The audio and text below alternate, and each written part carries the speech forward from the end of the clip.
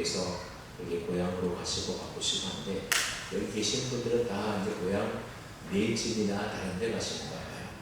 여러분 이렇게 수요 예배 걱정했는데 우리 성도들 함께 와서 예배드릴 수 있어서 너무 감사하고 하나님께서 기뻐하시리라 생각됩니다. 오스트리아인으로 우리나라 소록도에서 43년 동안이나 한센병 환자를 돌보며 섬겨왔던 두 수녀가 있습니다. 마리안과 마가레트라고 하는 수녀입니다.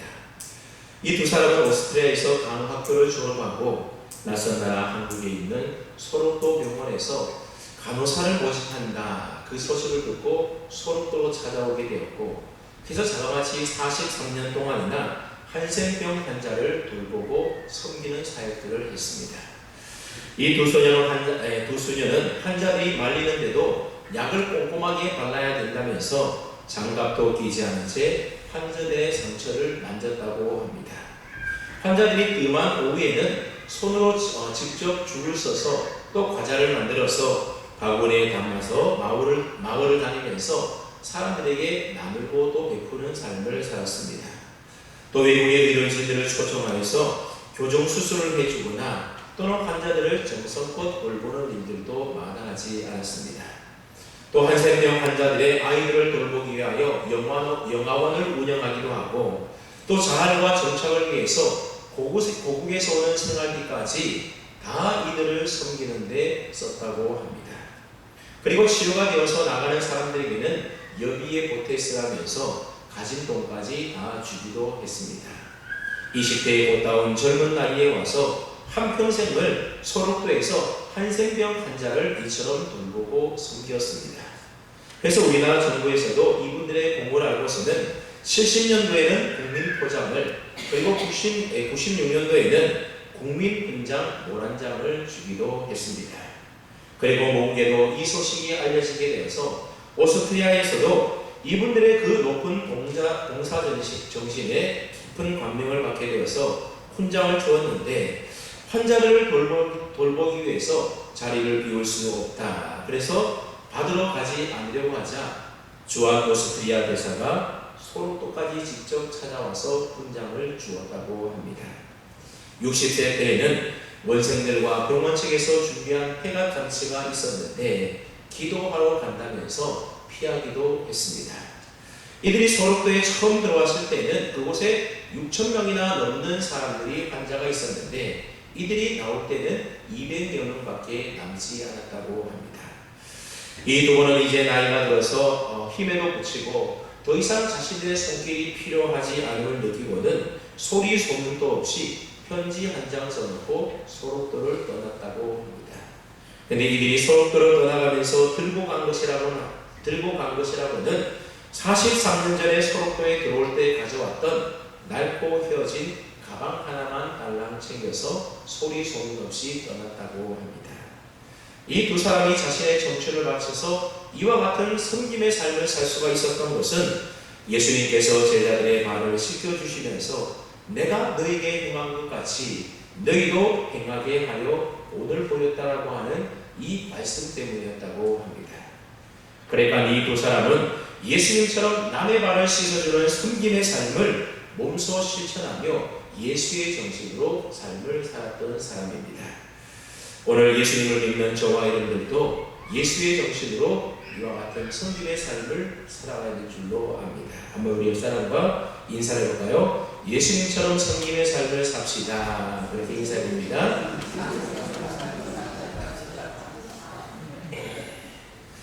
여러분, 만약 여러분의 목숨이 하루밖에 이제 남지 않았다, 내일 아침이면 죽는다, 그러면 여러분 오늘 밤에 무엇을 하시겠습니까? 유언장을 쓰시겠습니까? 아니면 제사를 정리하겠습니까? 그것도 아니면 그동안 살아오면서 혹 하나님 앞에 잘못한 죄들이 있다면 그 죄를 회개하기 위하여 하나님께 기도하겠습니까? 갑자기 뜬금없이 왜 이런 질문을 하냐 하면, 시간적으로 따져보게 되면 오늘 본문에 예수님이 바로 그와 같은 상황에 놓여 있었기 때문입니다. 예수님은 이제 다음 날이면 십자가를 지시고 고난당하여 죽을 것에 대하여 예수님은 알고 계셨습니다. 그래서 지금 생애의 마지막 사역을 감당하고 계시는 겁니다. 오늘 본문에 보면 예수님께서 제자들의 발을 씻어 주십니다. 이것은 최후의 만찬이 있었던 그 자리에서 일어났던 일이었습니다. 최후의 만찬은 오늘날의 시간으로 환상해 본다면 목요일 저녁에 있었고 예수님은 금요일 날 십자가에 달려 돌아가시게 됩니다. 그러니 예수님은 이 만찬을 마치시고 겟세마네 동산에 기도하러 가시게 됩니다. 그리고 기도가 끝난 이후에 그 밤에 체포를 당하시게 되고 새벽까지 신문을 받으십니다. 그리고 날이 밝아 아침에 빌라도에게 십자가 판결을 받으시고 결국 십자가형을 받으시게 됩니다. 그러니까 주님은 이 땅에서의 삶이 이제 겨우 몇 시간밖에 남지 않는 그 중요한 시간을 보내고 있는데 그 중요한 시간을 예수님은 어디에 지금 쓰고 계신다라는 겁니까? 사랑하는 제자들을 위하여 쓰고 있습니다. 주님은 제자들을 위해서 마지막 중요한 일들을 하셨는데 그 하나는 바로 성만찬이었고 또 하나는 세족식이었습니다. 근데 성만찬은 예수님이 명령하셨기 때문에 오늘날 교회에서는 이 성만찬을 기독교 예식으로 계속해서 지켜나가고 있습니다. 그런데 세족식은 카톨릭에서만 예식으로 사용하고 있습니다. 예수님은 제자들의 발을 씻어주시면서 이 예식도 계속 행하라 그렇게 말씀하시지는 않으셨습니다. 그래서 우리 개신교에서는 예수님이 명령하신 성찬식은 계속해서 행하시고 세족식은 행하지 않고 있는 겁니다. 그 다음에 예수님이 제자들의 발을 씻어주신 이유가 무엇이겠습니까? 그것은 기독교 예식으로 남기시려고 그렇게 행한 것이 아니었습니다.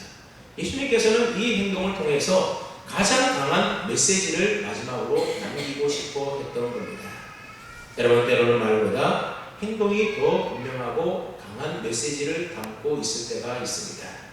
그러니까 예수님께서 죽으시기 전에 마지막으로 제자들에게 하신 그 행동이라는 것은 즉 제자들의 발을 씻어주신 데는 분명한 예수님께서 하시고자 하는 이유와 또 메시지가 그곳에 있다라고 하는 겁니다. 여러분, 예수님께서 제자들의 발을 씻어주신 그 이유와 메시지가 무엇이겠습니까? 크게 두 가지로 볼 수가 있는데 하나는 제 씻음의 도를 가르쳐 주려고 했던 것이고 다른 하나는 섬김의 도를 보여주기 위함이었습니다. 여러분, 우리가 아는 것처럼 팔레스타인 지방에는 땅이 매우 건조합니다. 여름처럼 잘 만든 신발을 신고 다니면 아무런 문제도 없겠지만 그 당시에는 샌들을 신고 다녔기 때문에 조금만 걸어도 온 발이 먼지투성이가 되어서 발이 금방 더러워지게 됩니다. 그래서 외출했다가 집에 돌아오게 되면 혹은 누구의 집에 들어가려면 먼저 더러워진 발을 깨끗하게 씻어야 하는 겁니다. 일반 서민들이야 자기 발을 자기 스스로 닦지만 종을 부리는 집주인은 외출하고 돌아오게 되면 종들이 주인의 발을 깨끗하게 씻어 주었던 겁니다. 근데 발 닦는 일은 그 집 종들 가운데서도 제일 낮은 종이 그 일을 담당했습니다. 이처럼 그 당시에는 발을 씻고 떠나는 것이 하나의 습관처럼 전통처럼 되어 있었다는 겁니다. 앞서 얘기한 대로 예수님은 성목요일에 6월절 반찬을 잡수시기 위하여 미리 준비된 다락방으로 제자들을 데리고 그곳으로 갔습니다. 그들은 하루 종일 예수님과 함께 걸어다니느라 온통 발이 더러워져 있었습니다. 그런데 그 다락방에는 식사 준비만 되어 있을 뿐 더러워진 발을 씻을 사람이 아무도 없었던 겁니다. 그래서 제자들이 서로를 씻어주든지 아니면 자기가 자기 발을 씻어야 되는 그런 상황이었던 겁니다. 그리고 드디어 6월절 식사가 시작이 되었습니다. 어쩌면 예수님은 제자들 가운데 누군가가 일어나서 예수님의 발을 씻어주리라 그런 생각을 했는지도 모르겠습니다. 그날 시간이 지나가고 음식을 다 먹어가는데도 제자들 가운데 단 한 사람도 일어나서 예수님의 발을 씻어줄 생각조차도 하고 있지 않는 겁니다. 근데 더더욱 강간인 것은 누가복음 22장 24절 이하의 말씀에 보게 되면 그 만찬 석상에서 제자들이 누가 더 크냐 그런 문제로 큰 다툼이 벌어졌다고 하는 겁니다. 그냥 한번 가만히 생각을 해보십시오. 보통의 상황이라 할지라도 제자들은 선생님 앞에서 큰 소리를 내거나 서로 다투는 것은 옳지 않는 일입니다.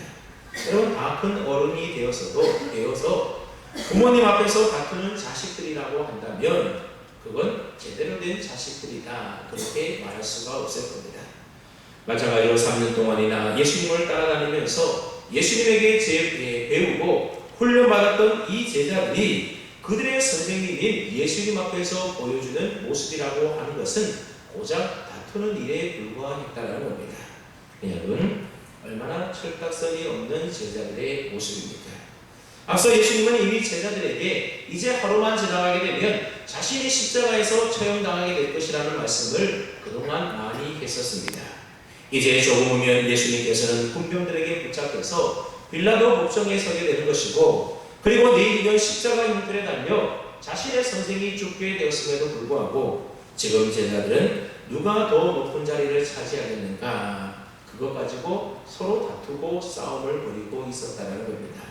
여러분, 주님이 함께 계시는 중에도 이처럼 서로 제자들이 다투고 싸웠다고 한다면 이제 주님이 떠나시고 나면 얼마나 더 많이 싸우겠는가 짐작이 가지 않습니까? 그래서 예수님은 갑자기 식사하시다 마시고 일어나십니다. 그리고 겉옷을 벗어놓으시고 수건을 허리에 두르시고 대야에 물을 떠서 제자들의 발을 하나둘 씻기시기 시작했습니다. 예수님께서 제자들의 발을 씻어주신 행동은 그 당시 상황에서 비춰볼 때에 최고의 겸손의 모습이고 최고의 섬김의 모습이다, 그렇게 볼 수 있습니다. 왜냐하면 앞서 얘기했던 것처럼 발을 씻어주는 일은 하인들 가운데서도 제일 직급이 낮은 하인이 하는 일이었던 겁니다. 그래서 유대 역사상 단 한 번도 스승이 제자의 발을 씻어준 적이 없었고 주인이 하인의 발을 씻어준 일이 없었던 겁니다. 근데 예수님은 제자들의 스승이요 상전이면서도 기꺼이 제자들의 발을 지금 씻어주고 계신 것입니다. 이것은 마치 군대에서 사단장이 이등병의 발을 씻어주는 것과 마찬가지고 대통령이 말단 공무원의 발을 씻기는 일과 마찬가지였다는 겁니다. 그러니 그 당시로서는 상당히 파격적인 행동을 예수님이 하셨던 겁니다. 여러분, 만약 여러분들이 그러한 제자들의 입장이었다고 한다면 그런 상황에서 어떻게 했을 것 같습니까? 예수님이 일어나셔서 여러분의 발을 씻으려고 대야에 물을 떠서 또 온다고 한다면 적어도 예의가 있고 상식이 있는 사람이라고 한다면 그냥 가만히 있겠습니까? 아마 그러지 못할 겁니다. 근데 놀랍게도 입으로는 예수님을 주라고 부르고 하나님의 아들이라 그렇게 고백하면서도 제자들은 너나 할 것 없이 자기의 도른발을 다 예수님께 내미는 겁니다. 겨우 베드로 한 사람만 주님 안 됩니다, 그렇게 몸을 뒤로 뺐을 뿐 다른 제자들은 다 뻔뻔스럽게 마치 굴먹은 벙어리처럼 예수님의 섬김을 그대로 다 받고 있더라는 겁니다. 여러분, 선생이 제자의 발을 씻어주려고 할 때에 뻔뻔스럽게 자신의 발을 내밀어서 씻어주기를 바라는 제자와 절대로 아닙니다, 그렇게 거절하는 제자 가운데 어떤 제자의 모습이 옳은 제자의 모습이겠습니까? 우리가 그냥 상식적으로 생각을 해본다면 스승이 씻어주려고 할 때에 발을 내미는 제자보다는 절대로 그럴 수 없습니다. 어떻게 스승님이 제 발을 씻어줄 수가 있겠습니까? 그렇게 거절하는 제자의 모습이 더 옳아 보인다는 겁니다. 그런데 예수님은 뭐라고 말씀하십니까? 6절부터 10절까지 말씀해 보면 예수님과 베드로 사이에 오간 대화의 말이 기록되어 있습니다. 6절에 보면 베드로는 제자의 발을 씻기시는 파격적인 그 주님의 모습을 보면서 상당히 놀라고 당황했습니다. 도대체 예수님께서 왜 이런 행동을 하시는지 전혀 이해를 할 수가 없었던 겁니다. 그래서 베드로는 예수님에게 주님께서 어떻게 제자인 제 발을 씻기십니까? 그러시면 안 됩니다, 그렇게 예수님이 베드로의 발을 씻기려고 하자 거부하게 됩니다. 그런데 예수님께서 이런 베드로에게 뭐라고 말씀하십니까? 7절 말씀을 보십시오. 예수께서 대답하여 이르시되 내가 하는 것을 내가 지금은 알지 못하나 이후에는 알리라. 여러분, 예수님의 이 말씀은 어떤 의미의 말인가 하면 이런 의미의 말입니다. 베드로야, 내가 너의 발을 씻기는 것은 십자가에 걸리는 나의 피로서 너의 죄를 씻기는 것을 의미하는 것이란다. 물론 지금은 이해하지 못하겠지만 이후에 성령님께서 오시게 되면 알게 될 것이란다. 그러니 지금은 좀 이해하지 못한다 하더라도 내 말에 순종하여 너의 발을 내가 씻기도록 내 말에 순종하거라. 그런 의미의 말이 의미가 담겨져 있는 말입니다. 그러니까 예수님은 베드로에게 제자들의 발을 씻어주는 예수님의 행동이 지금은 혹 이해가 가지 않는다 하더라도 나중에 내가 죽고 난 이후에는 그 이유를 꼭 알게 될 터이니 지금 이해가 되지 않더라도 순종할 것을 예수님이 베드로에게 요구하고 있는 겁니다. 여러분, 오늘 우리들에게도 이와 비슷한 일들이 있지 않습니까? 우리들 역시 베드로처럼 당장 하나님의 뜻을 알 수 없기 때문에 하나님의 말씀 앞에, 하나님의 뜻 앞에 안 됩니다, 그렇게 거부하며 뒤로 물러설 때가 있다는 겁니다. 여러분, 우리가 하나님을 믿는 믿음의 사람들이라고 한다면 당장 이해할 수 없는 말씀이라 할지라도 우리는 먼저 순종해야 하는 것입니다. 어떤 분들은 하나님의 뜻을 알기 전까지는 결코 순종할 수 없다, 그렇게 말하는 분들도 있는데, 만일 그렇다고 한다면 어쩌면 그분은 평생 동안 하나님의 뜻에 순종하지 못할지 모릅니다. 왜냐하면 우리가 하나님의 그 기쁜 뜻을 모두 다 해야 된다고 하는 것은 마지막 날 천국에 당도하여 주님의 얼굴을 배울 때까지는 사실 불가능한 일이기 때문에 그렇습니다. 그래서 바울은 직접 삼층천까지 가서 천국의 수많은 비밀들을 다 보았어도 지금 우리의 보는 것은 거울로 보는 것 같이 희미할 뿐이다, 그렇게 말합니다. 오늘날 거울은 얼마나 좋습니까? 우리의 모습 그대로 다 비춰주지만 옛날에 거울이라고 하는 것은 청동을 반짝반짝하게 닦아서 보는데 제대로 잘 보이지가 않는 겁니다. 그래서 희미하게 보인다는 겁니다. 그럼 우리는 이해가 안 되어도 그것이 하나님의 말씀, 성경 말씀, 주님의 말씀이라고 한다면 꼭 내 상식으로, 내 지혜로, 내 머리로 이해가 되지 않는다 하더라도 우리는 어떻게 해야 되는 겁니까? 기꺼이 순종해야 하는 겁니다. 백세에 낳은 아들 이삭을 바치라고 하는 하나님의 명령에 대하여 여러분, 아브라함이 이해했겠습니까? 하나님이 백세에 아들 주실 때는 언제고 또 그 아들을 달라고 하니 여러분, 이해가 되지 않는 겁니다. 그렇더라도 기꺼이 순종함으로 이삭을 바친 후에 하나님은 그의 뜻을 비로소 계시를 통하여 알려주게 되는 겁니다. 그러므로 저와 여러분들은 순종에서 믿음으로, 그리고 믿음에서 더 큰 이해와 축복으로 나아가는 순종의 사람이 되어야 하는 겁니다.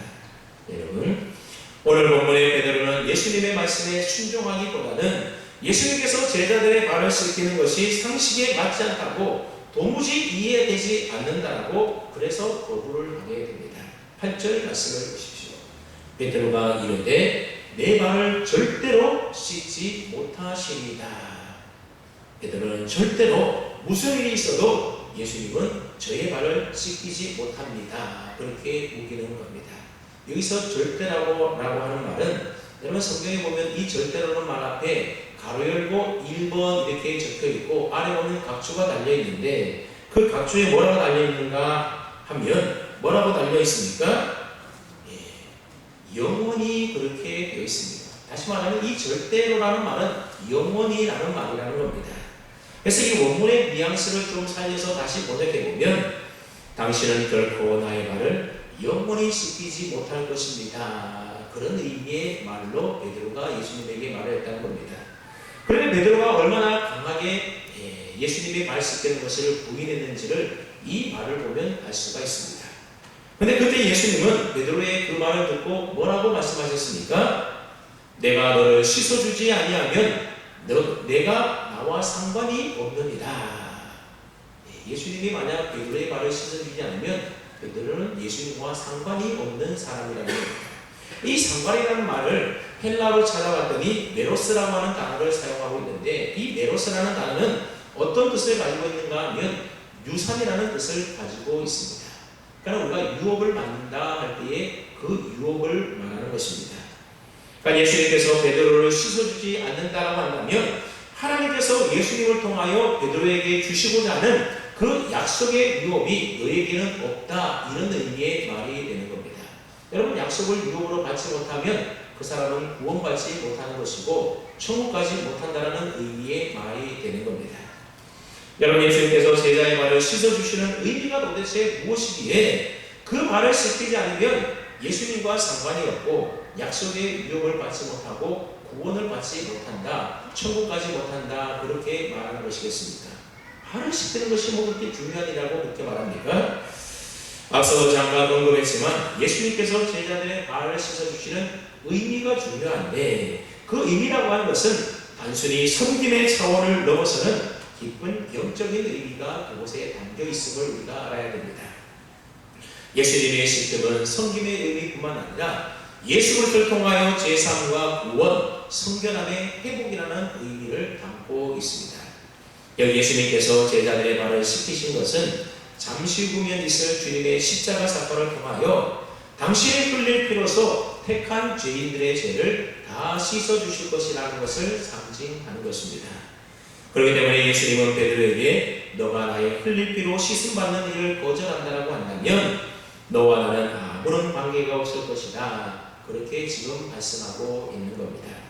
이런 의미에서 볼 때에 주님의 발 씻음을 거절했던 베드로의 태도는 비록 인간적인 차원에서는 제자로서 겸양의 믿음을 갖춘 모습으로 보여지지만 영적 차원에서 본다면 올바르지 못한 무지에서 나온 태도라는 것을 보게 됩니다.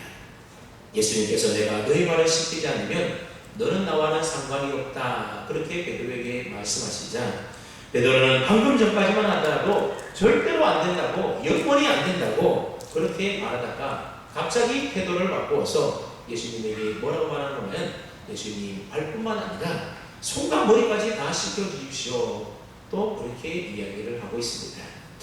그러나 예수님은 이러한 베드로의 불필요한 요구에 대하여 또 뭐라고 말씀하시는가 하면 이미 목욕한 자는 발밖에 씻을 필요가 없느니라, 온몸이 깨끗하니라, 그렇게 말씀하고 있습니다.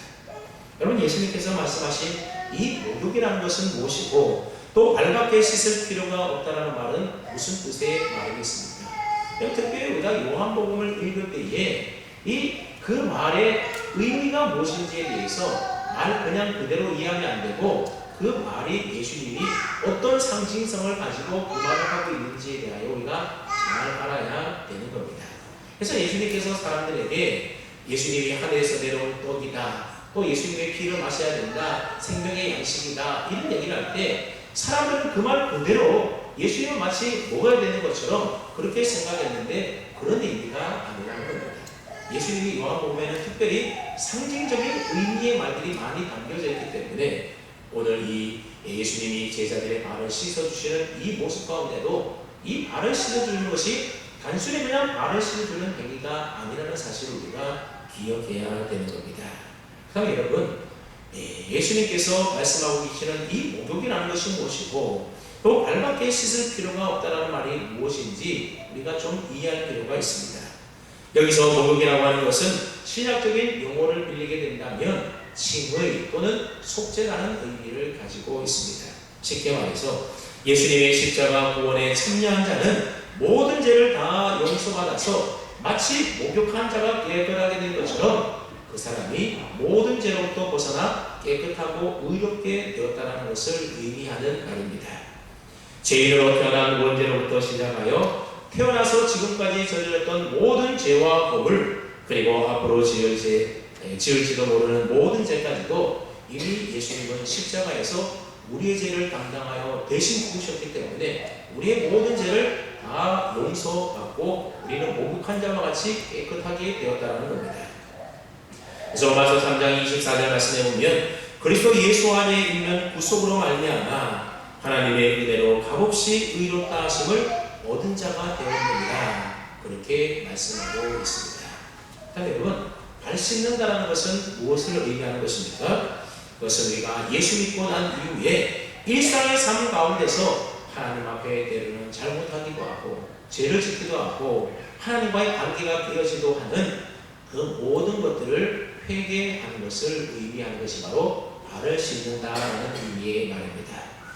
우리가 예수님을 믿고 난 후에도 우리는 여전히 육체의 소욕을 따라서 죄 가운데 살아갈 때가 많이 있지 않습니까?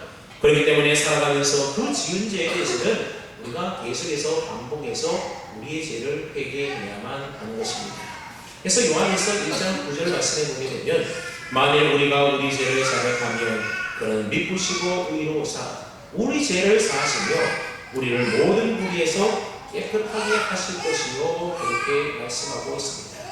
요한일서에 보면 우리 예수 믿는 사람들은 하나님과 사귀는 자인데 하나님과 사귀는 자가 되려면 빛이신 하나님에게 우리에게 있는 죄의 어둠이 있어서는 하나님과 사귈 수가 없다는 겁니다.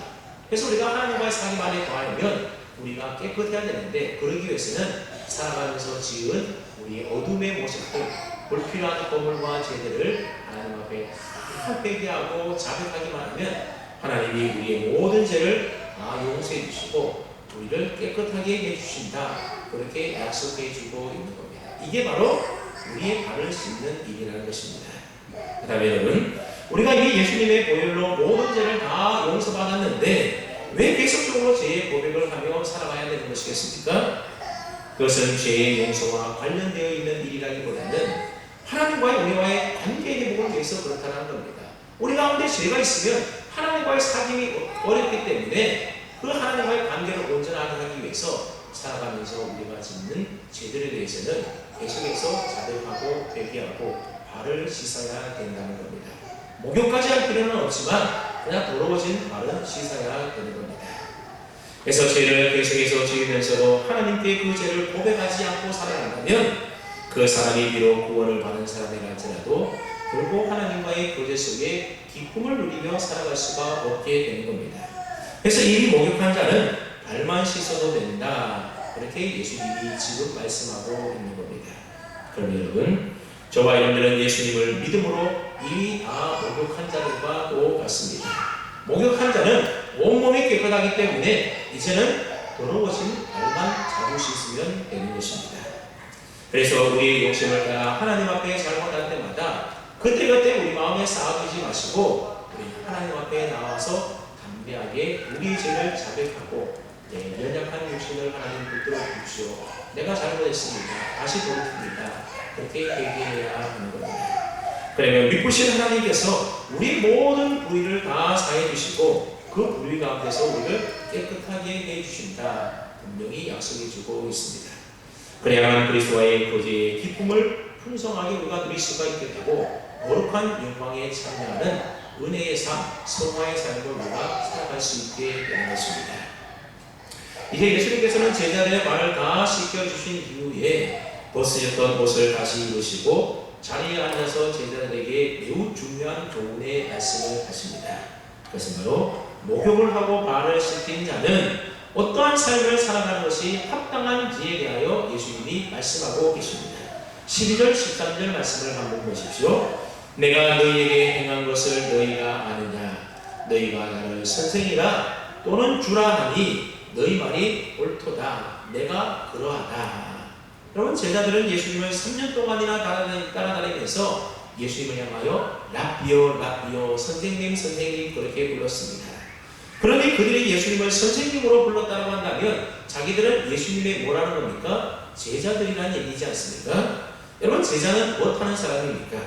선생님에게, 스승에게 배우는 자가 바로 제자입니다. 또한 제자는 3년 동안 예수님을 따라다니면서 예수님을 하나님의 아들로 믿었습니다. 그래서 예수님을 주여라고, 주님이라고 그렇게 불렀습니다. 예수님은 자신이 제자들의 선생이요 그들의 주라고 하는 사실을 그대로 다 인정했습니다. 근데 예수님은 여기서 한 걸음 더 나가서 제자들에게 자신이 그들의 발을 씻기신 이유에 대하여 설명해 주는데 우리 한번 14절, 15절 말씀을 뜻을 생각하며 함께 읽어봅니다. 14절, 15절입니다. 시작. 내가 좋아하는 선생이여 너희 발을 씻었으니 너희도 서로 발을 씻어주는 것이 옳으니라. 내가 너희에게 행한 것 같이 너희도 행하게 하려 하여 오늘 오였노라. 아멘. 이 말은 너희들은 주님이요 선생님 내가 제자이자 종인 너희의 발을 씻겼다라고 한다면 너희끼리도 서로 발을 씻기는 것이 너무나 당연한 일이 아니냐. 예수님이 그렇게 지금 이야기하고 있는 겁니다.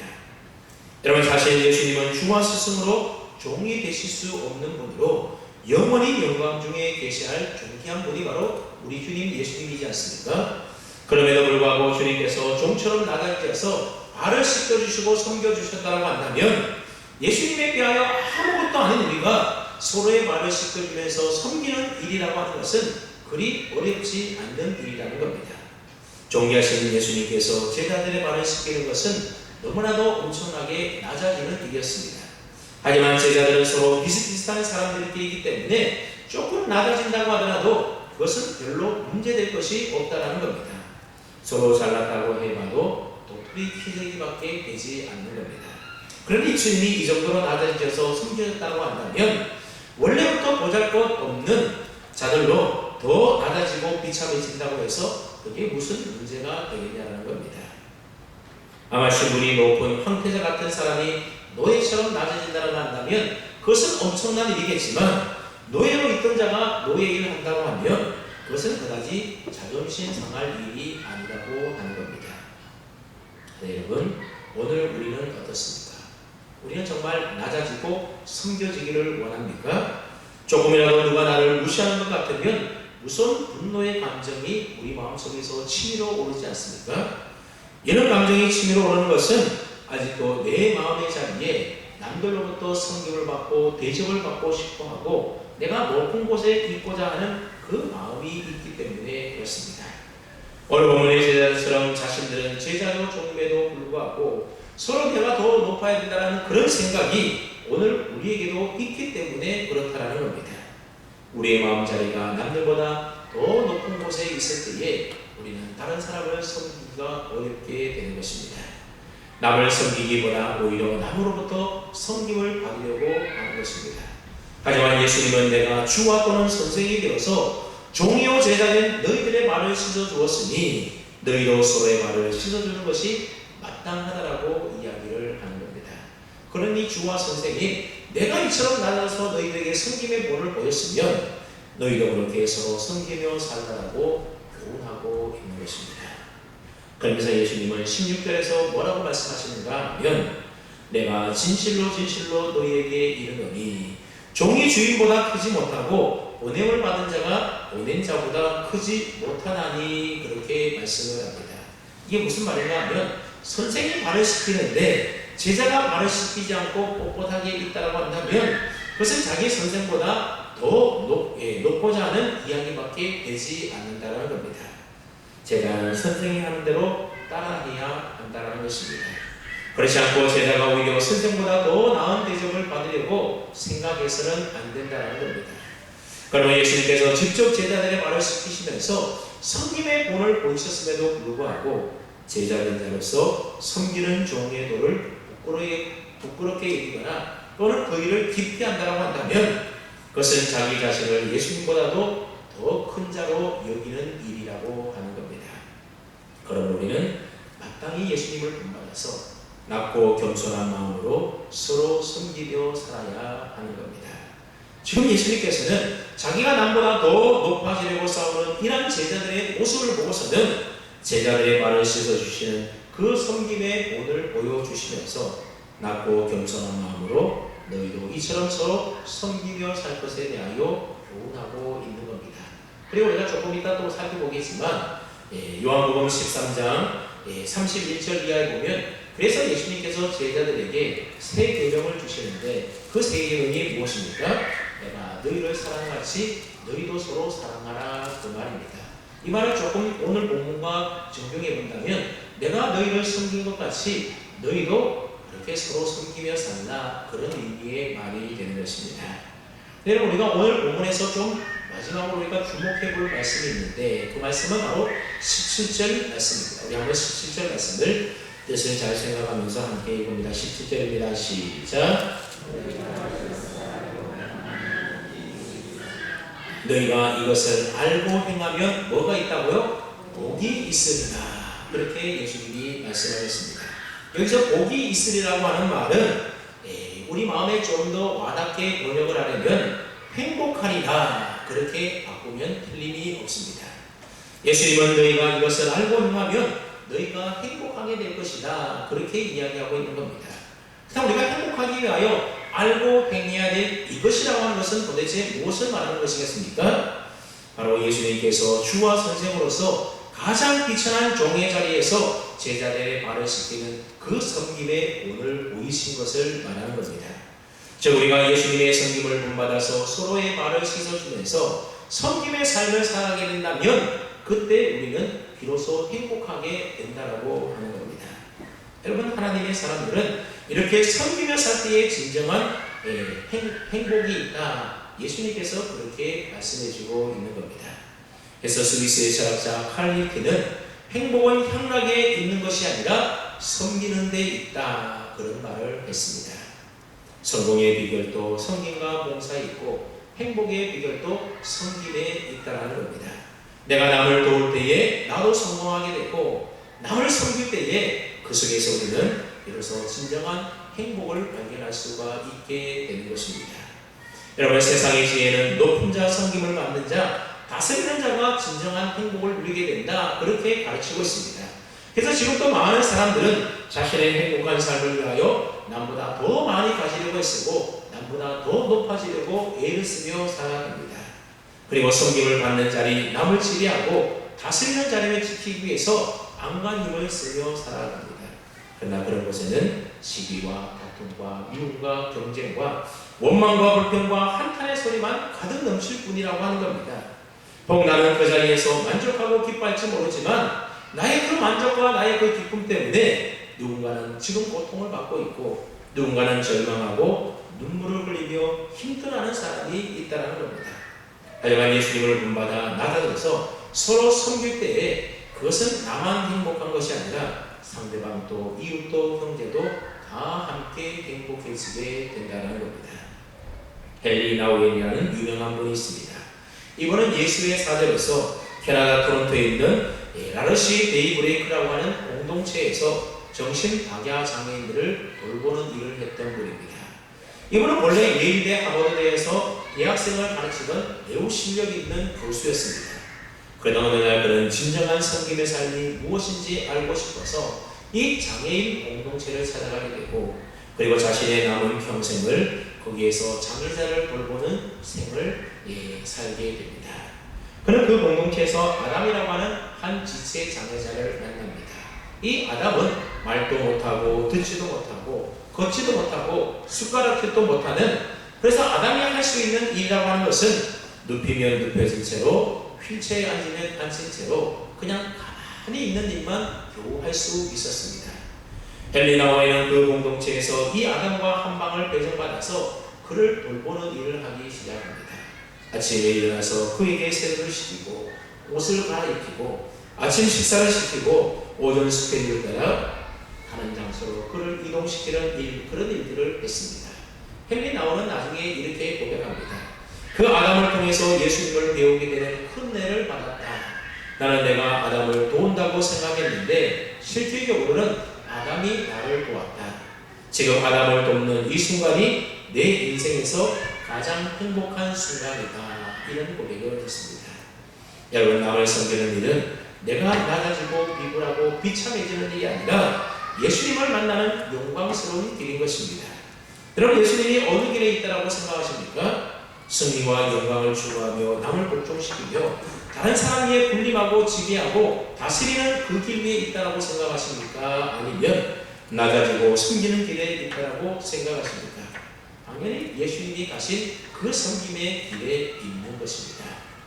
예수님은 자신이 이 세상에 오신 목적이 바로 섬기기 위하여 이 세상에 오셨다고 말씀하셨습니다. 우리가 그런 주님을 본받아서 섬김의 그 삶을 우리가 따라갈 때에, 본받을 때에 우리의 인생이 참으로 행복을 맛볼 수가 있게 되고 그 행복을 누릴 수 있게 된다는 겁니다. 예수님은 그 사실을 너무나도 잘 아셨기에 십자가 순환을 앞두고 가장 먼저 섬김의 삶에 대하여 말로서만이 아닌 제자들의 발을 씌워주는 행동으로서 본을 보여주셨던 것입니다. 그러면 저와 여러분 모두가 예수님을 본받아서 성도들 간에 서로 섬기며 도와주면서 행복한 삶, 행복한 신앙생활을 해나갈 수 있는 그런 믿음의 사람 다 될 수 있기를 주님의 이름으로 축원합니다. 아멘.